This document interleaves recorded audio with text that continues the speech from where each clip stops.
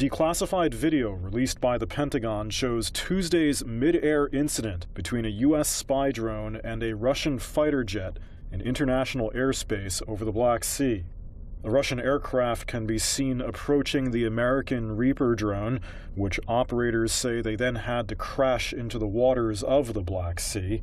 The Pentagon said the video was edited by the U.S. military for length, but shows events in sequential order. U.S. officials had earlier described how two Russian jets first harried and dumped fuel on the unmanned vehicle before the eventual collision, which is not shown on the released video. The incident prompted a rare direct call between military leaders in Washington and Moscow. I just got off the phone with my Russian counterpart, Minister Shoigu. U.S. Defense Secretary Lloyd Austin on Wednesday said he'd spoken with Russia's defense minister. And the United States will continue to fly and to operate wherever international law allows.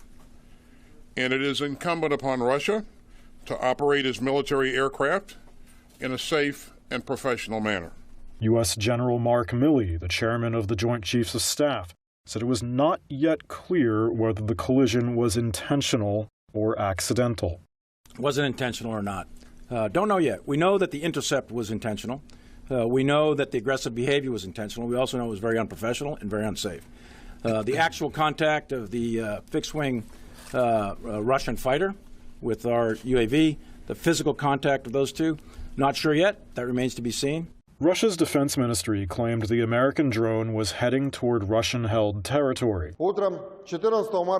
Said there was no collision, asserting the drone crashed all on its own. The incident has been a reminder of the dangers of direct confrontation between the U.S. and Russia over Ukraine, which Western allies are supporting with intelligence and weapons. We've been waiting for this sort of thing to happen for some time. It's surprising it hasn't already happened. Professor Michael Clark is the former Director General of the Royal United Services Institute in London. The United States have been flying drones in open airspace across the Black Sea, as they're perfectly legally entitled to do. The Russians have been trying to buzz them and disrupt them for months. It was only a matter of time. Despite Russian denials, Clark told Reuters he believes the collision was real, if unintended. This almost certainly, I'm 99% certain, was an accident, pilot error.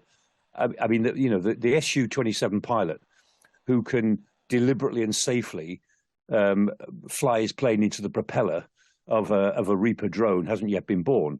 So I'm sure it's an accident, and that pilot's very lucky. Russia said it would try to recover the drone wreckage from the sea. General Milley said the waters where the drone splashed down were 4,000 to 5,000 feet deep, making any recovery attempt difficult. He added that measures were taken before the crash to ensure no sensitive information could be gleaned from the wreckage.